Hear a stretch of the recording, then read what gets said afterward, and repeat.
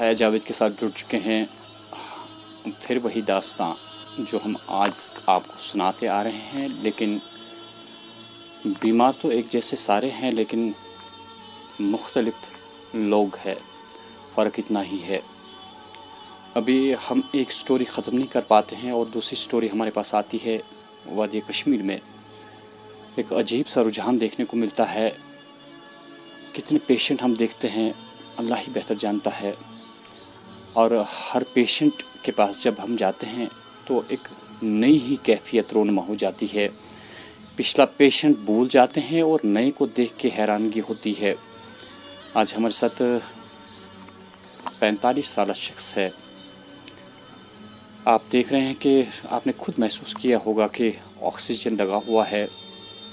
جس پیشنٹ کو آکسیجن لگا ہوا ہوگا آپ خود محسوس کر سکتے ہیں کہ اس کی حالت کیا ہو سکتی ہے. کڈنی ٹرانسپلانٹ ہے ان کا. دونوں گردے ان کے خراب ہو چکے ہیں. حالانکہ دونوں گردے تو ایٹ اے ٹائم چینج کرنا بہت ناممکن بات ہے، لیکن ایک گردہ تو تبدیل کیا جا سکتا ہے اور ایک جوان کی زندگی بچائی جا سکتی ہے. یہ ہے ان کی اہلیہ ہے اور ان کی ایک بیٹی ہے، باقی کوئی سہارا نہیں. ناظرین، ہم آپ کو بتاتے چلے کہ پیشے سے ایز اے ATM گارڈ یہ کام کرتے تھے جموں اینڈ کشمیر بینک کے ساتھ.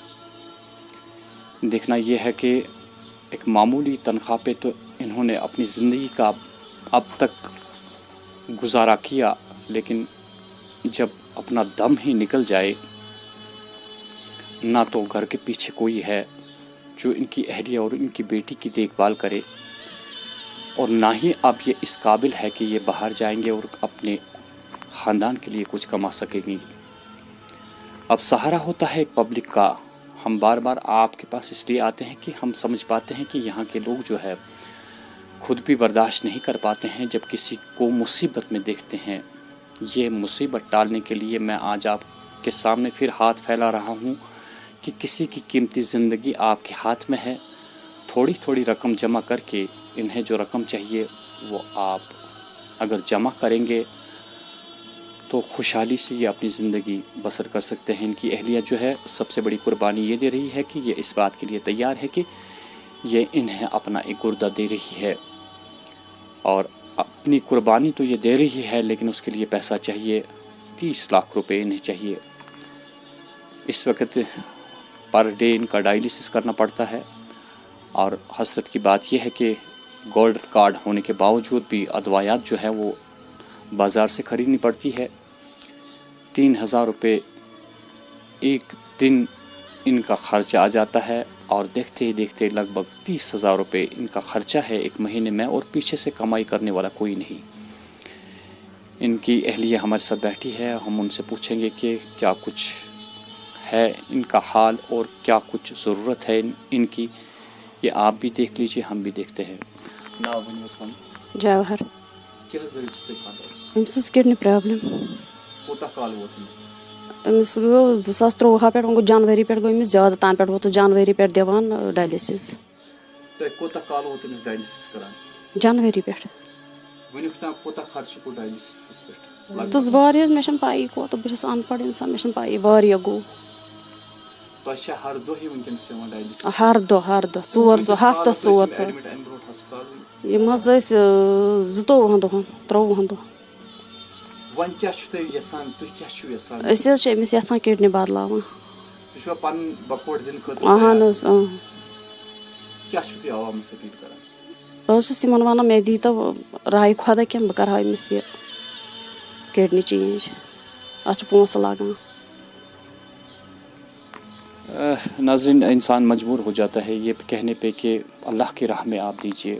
کوئی انسان مانگنا نہیں چاہتا ہے، عوام کے سامنے ہاتھ پھیلانا نہیں چاہتا ہے، لیکن جب اسے محسوس ہوتا ہے کہ کوئی سہارا نہیں ہے، اب کوئی ایسا بندہ نہیں ہے یا رشتے میں کوئی ایسا فرد نہیں ہے ان کے جو 30 لاکھ روپے انہیں دے سکتا ہے.